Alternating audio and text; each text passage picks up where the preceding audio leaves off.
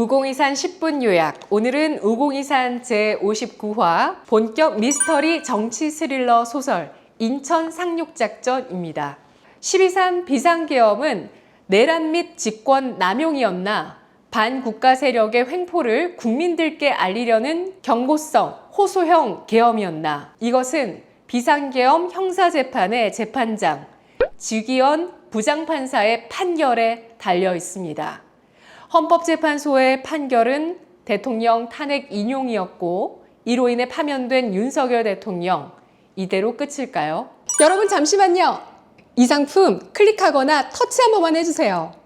그것만으로도 저에게 큰 힘이 됩니다. 감사합니다. 본격 미스터리 정치 스릴러 소설 같고 영화 같은 일이 대한민국에서 현실화됐습니다. 인천 상륙작전이라는 제목으로 흩어져 있는 진실의 조각들을 맞추어 앞으로 우리나라는 어디로 갈지 예상해 봤습니다. 우공이산 제59화 본격 미스터리 정치 스릴러 소설 인천 상륙작전에서는 12.3 비상계엄 이후 사건들을 시간순으로 나열해 봤는데요. 윤석열 대통령이 지금까지 대국민 담화를 통해 밝힌 핵심 키워드는 세 가지: 중국, 마약, 부정선거였습니다. 우리나라는 지금 사실상 하이브리드 전쟁 중이라는 것이죠.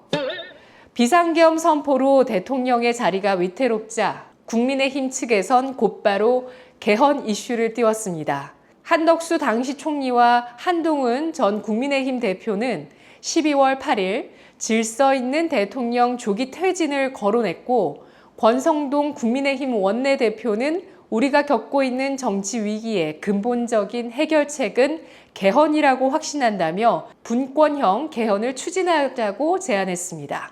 제왕적 대통령제와 제왕적 의회 독재가 문제이기 때문에 이러한 권력을 분산하려는 구조가 바로 개헌이며, 국민 여론 역시 개헌이 필요하다고 한다고도 발언을 했습니다. 2월 25일 대통령의 헌재 최후 진술에서도 개헌 이야기를 꺼내면서 내각제 세력에게 협상의 여지를 남겨뒀고요. 이 말이 나오자마자 2월 27일 국민의힘에서는 기다렸다는 듯이 개헌 특위를 출범했습니다. 사실 내각제 개헌 세력들은 대통령의 계엄령 이전에 조기 대선 절차를 미리 준비 중인 상태였다고 하는데요. 지난해 11월 말 대한민국 전직 국회의원들의 모임인 헌정회가 대통령 권한을 축소한 임기 4년 중임제, 지방 분권 강화, 권력 분산형 개헌을 통해서 여야 소모적인 정쟁을 해소하고 지방 소멸을 막는 데 적극 대응해야 된다는 내용의 헌법 개정안을 제안한 바 있습니다. 제왕적 대통령제는 더 이상 안 된다. 의회 권력도 분산하자. 이런 내용의 개헌을 주장하는 내각제 세력들의 말을 들어보면 겉으로는 좋아 보이지만 결국에는 귀족 정치를 하겠다는 야심이 숨겨져 있습니다. 귀족 정치를 한다는 건 의회를 독점하고 이를 세습하겠다는 정치인들의 야욕이 현실화되는 것이죠. 국민과 대통령 빼고 달고 다른 정치인들만 좋은 게 내각제입니다. 그래서 우리 국민들은 이 내각제에 경기를 일으키곤 하는데요. 내각제가 대통령의 탄핵 혹은 하야의 시나리오를 감추고 있었다는 의혹은 과도한 것이었을까요?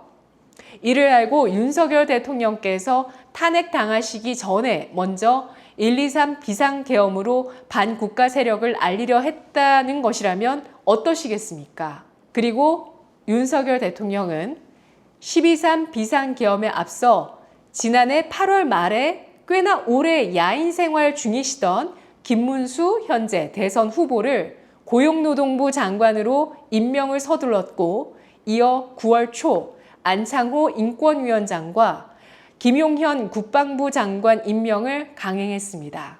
과연 이 모든 게 우연의 일치였을까요? 윤석열 대통령께서 여러 우여곡절 끝에 국민의힘 대선 후보에 오른 김문수 후보로 모두 집결해달라고 지령을 내리신 것도 어쩌면 결코 우연이 아니라 예전부터 그려진 윤 대통령의 시나리오 속 이야기일 수도 있겠다는 생각이 듭니다. 반국가 세력, 가짜 진보, 부정선거, 낙동강 최후전선 등 김문수 후보가 쓰는 키워드에도 결코 가볍지 않은 결기 같은 것들이 들어있다는 것과 윤카와 워딩이 겹친다는 것도 느낄 수가 있습니다.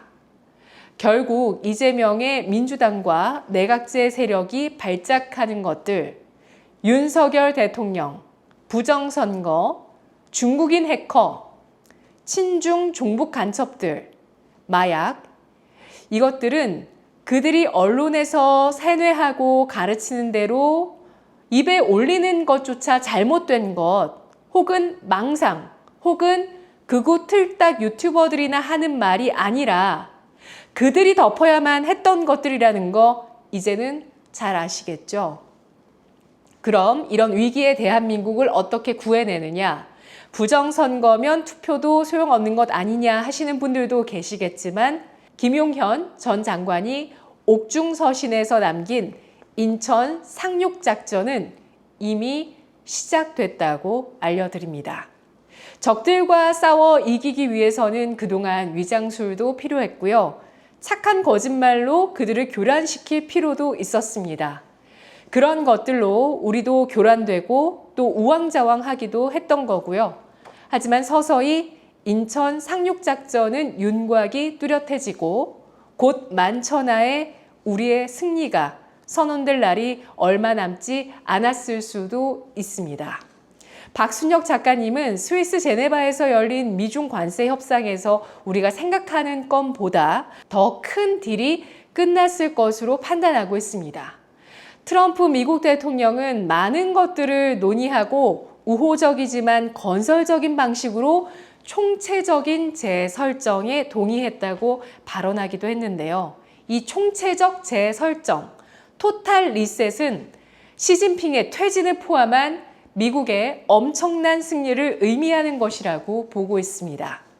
이젠 정말 줄 잘 서야 합니다. 친중 매국노 세력은 투항해야 할 겁니다.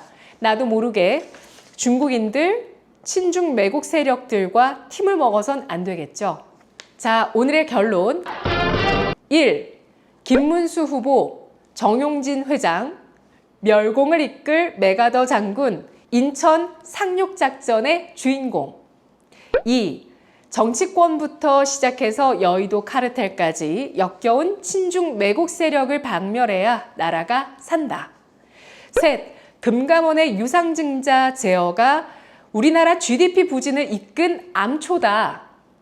우리나라의 모든 뿌리 깊은 문제들이 다 솟구쳐 오르는 것 같은 시기입니다. 초안전과 미중 패권 다툼, 차이나 머니의 공습으로 우리나라가 정말 뿌리채 흔들리고 있습니다. 거의 80에서 90% 중국의 속국화가 진행됐었던 게 아닌가 싶은데요.